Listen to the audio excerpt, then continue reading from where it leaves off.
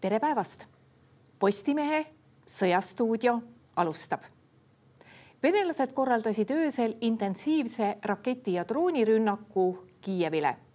Ukrainlased omakorda ründasid Engelsi naftabaasi. Meil on stuudios julgeolekuekspert Rainer Saks. Tere päevast! Tere päevast! No selle tänaöise venelaste rünnaku kohta tuleb nüüd järjest uusi teateid, et tegelikult ei olnud ju Kiiev ainus, mis öösel pihta sai. Ei, selles mõttes, et Vene armee ikkagi proovis rünnata sihtmärki üle kogu Ukraina ja tegelikult see geograafia ei saavutatud siis mitte niivõrd rakettidega, mida ma saan aru, oli kokku ainult 38 ja neist ka vist enamus olid siis kaliiberraketid, mis lasti Musta mere laevastikust, aga see kohta täpsed andmed oli veel ilmunud. Aga see geograafia saavutati siis nende Iraani Shahed droonidega, et neid oli siis rünnakus mingi 400 umbes ja siis jõuti nendega välja ja päris erinevatesse paikadesse üle kogu Ukraina. Aga nüüd nagu niisuguseid tõsiseid purustusi nagu vist on 4 või 3 kohast on siiamaale siis teateid, kusjuures Kiievis ei olnud purustused mitte tõsised, seal nagu ikka põhiline osa nendest kahjudest tuleb rusude langemisest, aga nüüd juhtus selline õnnetu lugu Kiievis, et 3 päästjat said siis surma mingis, rünnak tuli lainetena ja siis nad likvideerisid ühe rünnakulaine tulemusi, kui nad said siis mingi tabamuse, kas siis otse või rusudega ja said kuskil surma. Nii et see oli nagu selle rünnaku kõige suurem kahju. No mingite teatete kohaselt sai kannatada ka Kiievi metroo, aga see vist siiski tähendab vaid ühte rongi, mis oli 2 jaama vahel kusagil. Ei, vaadake, vabandust, mitte see on täpne, mitte ei. Vaid siin on nagu see lugu, et Kiievi metroo ei ole ainult maa all, vaid suur osa metroost on maa peal. Juba nõukogude ajal lõpetati selle metroo nende käikude uuristamine seal ja eriti nüüd see, mis on siis tuleb üle jõe ja teispool jõge siis vasakul kaldalt, Dnepri vasakul kaldalt, seal metroo liigub valdavalt maa peal. Ja siis midagi nüüd kukkus sinna ühe selle 2 jaama vahelisele lõigule niimoodi, et seal oli liiklus mõneks ajaks nagu peatatud, aga see on midagi tõsist. Kui me vaatame nüüd ukrainlaste täna öiseid rünnakuid, siis üks koht oli seesama Engelsi naftabaas, no see on seal ilmselt seal Engelsi lennuvälja kõrval kusagil ja peaks varustama siis ka seda Engelsi lennujaama. Jah, ta nüüd siia kaardi peale ei jää, mis siin stuudio seina peal on, aga ta on Volga ääres Saratovi lähedal Engelsi õhuväebaas, strateegiline lennuvägi paikneb seal ja Ukraina on nii seda naftahoidlat kui seda õhuväebaasi rünnanud juba, ma ei tea, mingi 5 või 6 korda nüüd kokku mõlemat objekti. Viimase selle droonirünnaku ajal, mis nüüd korraldati strateegilise lennuväe vastu, Engelsi baasi ei rünnatud, sellepärast et sealt oli peaaegu kõik pommitajad olid ära viidud teistesse kohtadesse ja nüüd Ukraina armee ründas nüüd täna ööse siis seda kütusehoidlat, kus hoitakse lennukite tarvis kütust ja seal on ka raketikütust, ma saan aru. Ja põhimõtteliselt ma arvan, et see on tehtud sellepärast, et Vene armee ei saaks sinna baasi nagu oma lennukeid uuesti kiiresti tagasi tuua. Nii et see oli kindlasti üks põhjus võib-olla, miks tänaöine rünnak siis Ukrainale oli võib-olla natukene väiksem, kui ta muidu oleks olnud. Läheme nüüd korraks tagasi selle suure operatsiooni juurde, mille ukrainlased viisid läbi nädalavahetusel ja mis oli siis suunatud venelaste õhuväe vastu. Kui vaadata kõiki neid infokilde, mis nädala jooksul on järjest tulnud selle kohta, et kui täpselt ukrainlased ikkagi need kohad valisid, sest nagu sa ütlesid, et Engelsi lennuvälja näiteks ei rünnatud, sest oli informatsioon ilmselt ukrainlastel ka, et seal pole eriti midagi. Ja see on jah üks aspekt, et ameeriklased armastavad rõhutada, et nemad selle rünnaku läbiviimiseks otseselt infot ei andnud. No ma arvan, et ei olnudki vaja, sellepärast, et kogu selle rünnaku teeb keeruliseks nagu 2 elementi. Et üks on see, et saada need lühimadroonid, mis ründasid siis õigeks ajaks sinna kohta, kuhu on vaja jõuda selleks hetkeks. Ja selle logistika korraldamine vaenlase territooriumil varjatuna ja väga väga kõrge riskiga, sest seda tehti ju vähemalt 5 erinevas kohas ja ühes kohas siis ka see rünnak nagu suures osas ebaõnnestus, kuna see süsteem mingil põhjusel käivitus varem ja need droonid ei suutnud sealt nagu konteinerist väljuda seal Kaug-Idas. Aga nüüd teine probleem ongi see, et saada teada, millal see õige hetk on. Ja ma usun, et Ukrainal on võimekus iseseisvalt sellist infot hankida, et rünnata staatilisi sihtmärke, sest lennuväljad lõpuks on staatilised. Kui sa suudad tuvastada selle, kuhu lennukid koonduvad, siis seda võib-olla ei ole nii keeruline teha, et selleks on tingimata vaja ameeriklaste abi. Ja nüüd selle rünnaku teebki kõige väärtuslikumaks see, et Ukraina suutis selle läbi viia oma vahenditega, ilma lääneriikide otsese abi ja toetuseta ja teist sellist rünnakut ma olen üsna kindel küll ei tule, kuid see kahju juba on niivõrd suur, et praegu me näeme, kuidas siis Venemaa tegelikult ikkagi ta ei ole paralüseeritud, see on vale sõna, aga ta on nii-öelda osaliselt oma tegevustes paralüseeritud. Ja ikkagi ka see tänavine rünnak, mis peab olema nüüd vastus sellele Ukraina rünnakule, see nüüd võttis ju ka aega, ikkagi 5 päeva, et korraldada niisugusel suhteliselt tagasihoidlikul moel.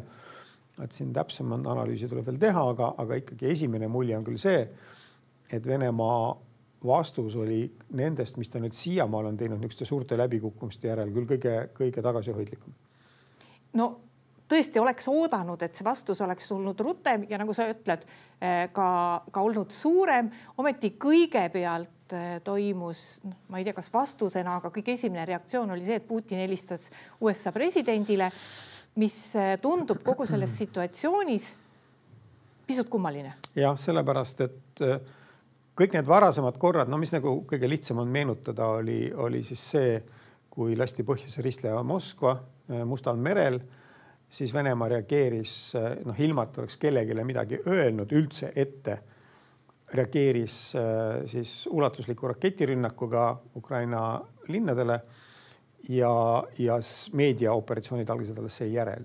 Ja varasemalt on ikkagi nii alati toimunud, et kui Ukraina on siin rünnanud nagu suures laines neid naftabaase Venemaal või naftatöötlemise ettevõtteid või siis teinud seal mingeid muid niisuguse suurema mõjuga rünnakuid, seal radareid ja mis nad seal on rünnanud varem, siis Venemaa on selle meediapildi tasakaalustanud just sellega, et ta ründab üsna kiiresti, korraldab raketirünnaku ja seal varasemalt on lennanud ka üle 100 raketi.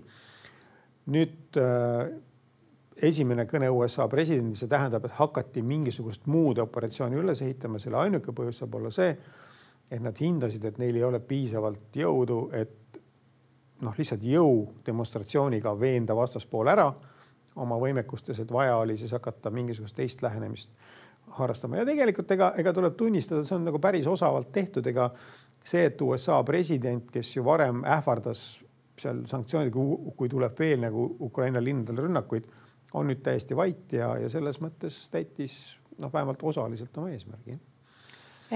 Kui kaua läheb aega ja kuivõrd on võimalik venelastel nendest lennumasinate kaotusest toibuda?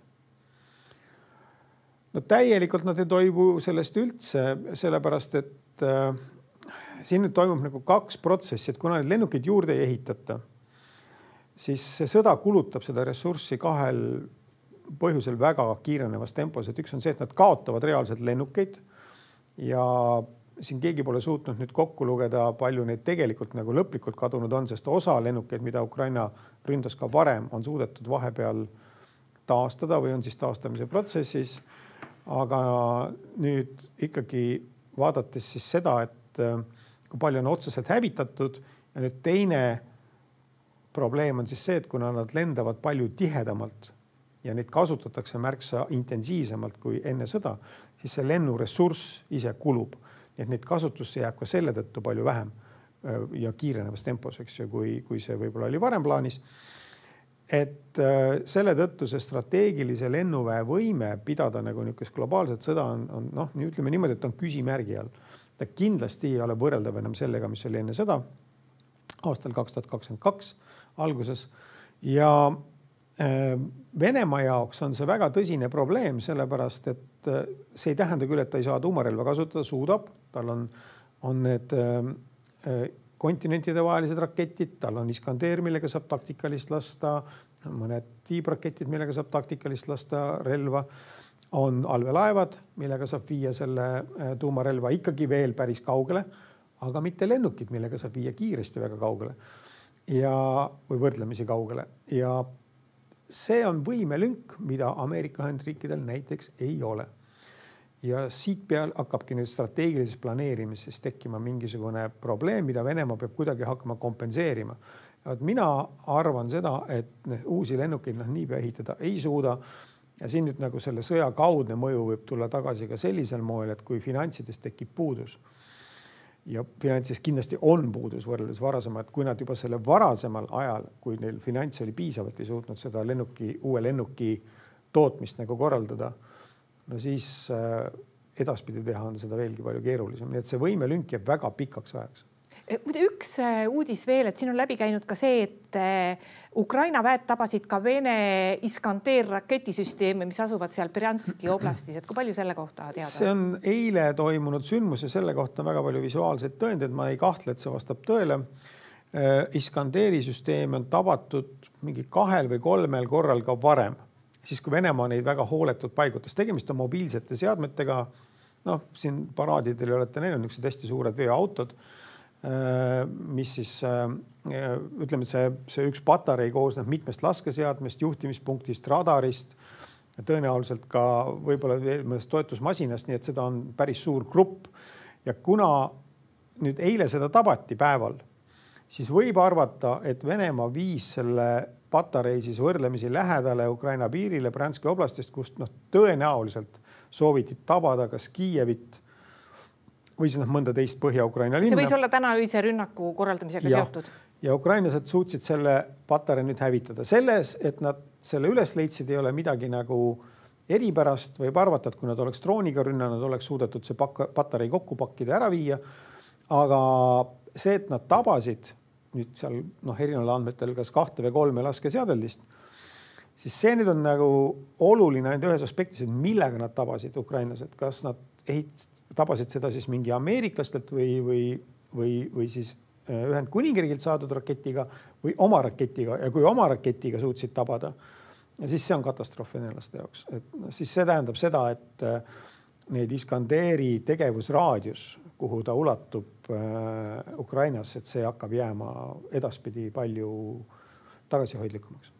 Ma veel küsin selle nädalavahetuse rünnaku kohta, et üks asi on see, et lennumasinad said pihta. Kui palju need lennuväljad konkreetselt viidi rivist välja, kas see ka mõjutab? Tahaks nüüdki kuulda, mida siis öeldakse, kust kohast need strateegilised pommitajad täna öösel õhku tõusid. Üks oli selge, et Venemaa pidi korraldama selle vasturünnaku niimoodi, et strateegilisi pommitajaid selles kasutatakse. Ta peab näitama, et tal on need lennumasinad töökorras ja et see võime rakette tulistada strateegiliselt pommitajalt on alles. Ja täna öösel rünnati ka muide veel ühte nendest lennuväljadest, mis sai ka selles suures Ukraina rünnakus varem tabamuse seal Moskva lähedal. Aga praegu ma ei ole näinud infot, et kus öeldakse, et kust kohast need lennukid õhku tõusid ja kui palju neid oli. Et see on kindlasti väga üks oluline komponent, mis näitab, et kui suur mõju nendel Ukraina rünnakutel siis on tegelikult Venemaa strateegilise lennuvõimeksusel olnud. Ja eks näis, et kui tihedalt siis need edaspidi korraldatakse. Nädalasse jäi veel ka Krimmist üks vahejuhtum, nimelt Krimmi silla ründamine. Et selle silla kohta on meil siin mõni ekspert öelnud, et kui keegi tahab selle silla nagu lõplikult katki teha, et siis seda õhust ei saa, et seda saabki ainult sellisel viisil, et seda demineeritakse. Et ma ei tea, mis sa selle kohta ütled? No ma ei ole nagu lõhkainet ekspert. Ma arvan, et saab ka õhust puruks, kui tahta. Küsimus on sellest, kui palju ja kui täpselt sa suudad tabada ja kui suure lõhke keha sa suudad õhust sinna viia. Ikka saab, teda on lastud õhust ennem ja on lastud autopommiga katki, nii et neid võimalusi on kindlasti rohkem ja ei ole see sild, ütleme, mida sa tahad seal nagu lõhkuda, et kui sa, nagu me nägime, et kui lõhkuda siis mis ukrainlastele õnnestuseks ühe korra lõhkuda raudtee ja seda pole suudetud väidetavalt siiamaale enam taastada endisel kujul, sest siis peaks nagu selle silla mingi osa täiesti välja vahetama, mida Venemaa pole hetkel nagu huvitatud tegema, et selle tõttu väidetakse, et mingid raskeveosed ma ei oska öelda, kus see piir on siis täpselt, aga tundub, et nagu kütus ja raske tehnika raudteel üle selle silla praegu ei liigu. See, mis oli autosild, seal lasti puruks siis üks, nagu seal on 2+2 sõidurajad, eks üksteisest eraldatud, eraldi siis nii-öelda kande peal. Et üks lõik sellest kukkus plärts merre, see hävitati või oli see 2 seda silla vahemik, ma ei mäletagi täpselt peast, aga seda siis taastati natuke üle poole aasta. Et siis oli sillal oli liiklus häiritud. Et ma arvan, et nendel skolastilistel aruteludel ei ole nagu sügavat mõtet. Küsimus on pigem nagu selles, kas Ukrainal on mõtet seda silda ehitada, hävitada ja millal ja mis eesmärgil. Et niisama seda nagu oma lõpuks õhku lasta ja Venemaa kindlasti selle siis mingi aja jooksul taastab, et seal nagu sügavat mõtet ei ole, sest praegu näib, et nagu seda silda nagu sõjalise transpordi mõttes nagu kõige rohkem nagu ei kasutata, et pigem tuleb need veosed praegu mööda maismaad sealt nüüd Ukraina okupeeritud aladelt seal Aasovi mere rannikul. Aga ma arvan, et selle silla hävitamine ukrainlaste jaoks omab ka teatud negatiivsed siirdeid ja ma ei räägi siin nagu sellest, et kuidas Venemaa võib reageerida sõjalises plaanis, vaid pigem nagu ka selles plaanis, et kui kunagi üldse ette kujutada, et Krimmi hakatakse tagasi võtma või kuidagi tagasi saama, siis kui seda silda ei ole, siis väga, väga keeruline ette kujutada, et kuidas see vajalik tehnika, mida Ukraina taha, kuidas see sealt ära viiakse ja nii edasi. Et seal on terve rida niisuguseid momente, mis ma arvan, et ka seekord, kui nüüd Ukraina selle plahvatuse seal korraldas silla juures, on täiesti võimalik, et ega nad ei soovinudki, et see sild nagu päriselt lõplikult nagu häviks hetkel. Millised liikumised meil rindel toimuvad?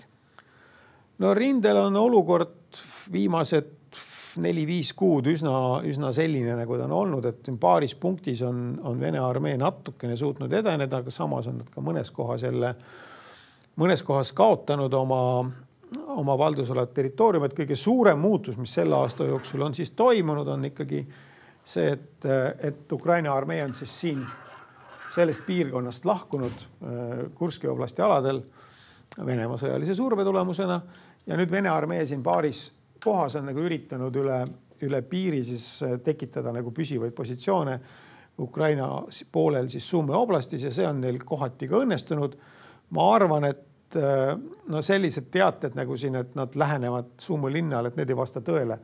Et seal on niisugused väga väiksed jalaväegrupid, kes opereerivad, nad ei saagi sügavamale edeneda, et see kõik on nagu väga nagu selline lokaalne tegevus, mis seal toimub ja praegu ma nagu ei arva, et siit nagu ähvardaks mingisugune väga palju suurem pealetung, aga pika peale võib-olla Venemaa suudaks nagu seda isegi korraldada, aga hetkel jah, on see niisugune üks kuumem koht, kus siis Ukraina väed võitlevad, aga samas on siin nad ka veel mitmel pool Venemaa territooriumil oma positsioonidel need Ukraina üksused, nii et see pilt ei ole seal nii katastroofiline sugugi mitte. Ja teine koht ikkagi, kus käib kõige suurem pealetungi operatsioon on siis siin Donetski linnast vahetult lääne suunas on siis Pokrovske ja siin veel mõne asula juures, kus siis Vene üksused üritavad jõuda siis välja Donetski oblasti piirideni, et siis arvata võib, et peale seda kontsentreeruks see pealetung rohkem siia põhja poole ja siin Donetski linna ümbrus käivad lahingud päris aktiivselt. Ja üks väikene niisugune aktiivsuse punkt on veel siin Lõõmani linna suunal. Mujal on niisugune väga erineva kõikuva aktiivsusega see Vene armee tegevus ja nagu te näete, siis päris suurel osal rindejoonest, et ei ole see sõjaline aktiivsus hetkel väga kõrge. Nii et 4-5 niisugust rünnakukoridori, kus on Vene armee siis ka väikesemat edu saavutanud, aga suuremas pildis nagu poliitilisi mingisuguseid saavutusi sellega ei kaasne.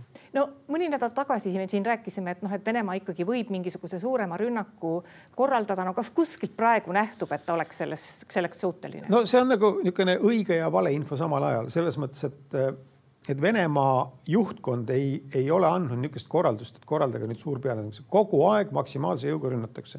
See jõud, mida suudetakse rindele viia, sellega rünnatakse. Muutunud on nagu pealetungi taktikad, iseloomud, et nagu suurem osakaal on droonidel ja niisuguseid manööbriüksused me ei näe, Venemaa soomustehnikat peaaegu üldse ei kasuta. Noh, seal üritatakse mingisuguste kergliiklusvahenditega liikuda Ukraina positsioonidele, neid hõivata. Ühesõnaga, sellises olukorras nagu selline suur pealetung, kus tungitakse edasi suurtel aladel, hõivatakse suuri territooriume, suuri asuleid, ei olegi võimalik. Aga see ei tähenda, et see pealetung ei käi, ta käib ja mina väidan, et seda pausi pole olnudki. Et lihtsalt intensiivsus on kõikuv tänu sellele, et kui suurt osa reserve ja suudetakse nagu rindele saata. Nii et see on pigem nagu selline meediaoperatsioon. Rainer Saks, aitäh tulemast Postimehe Sõjastuudio saatesse. Palun. Ja aitäh ka kõigile neile, kes meid täna vaatasid. Postimehe järgmine otsesaade on eetris esmaspäeval. Seniks lugege uudiseid postimees.ee.